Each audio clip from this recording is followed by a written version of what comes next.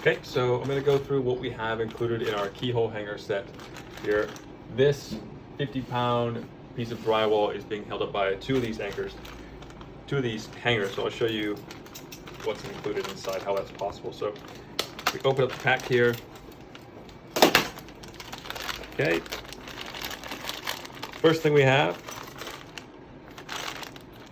are the keyhole hangers. Okay, there's the side. Okay, we've got the included screws that go with them, this bag here.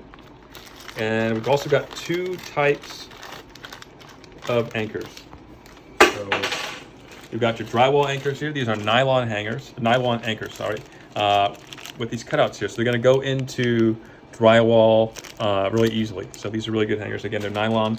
And then we have concrete anchors. So that's actually what we have on this wall. This wall in the back actually is concrete. So we have these anchors holding up the keyhole here. And you can see we have two keyhole hangers holding this up. Okay. So we've got two different types of anchors. We've got the nylon drywall anchors here, and we've got the red concrete anchors. So depending on whatever surface you need to mount it to, you can pick one of those.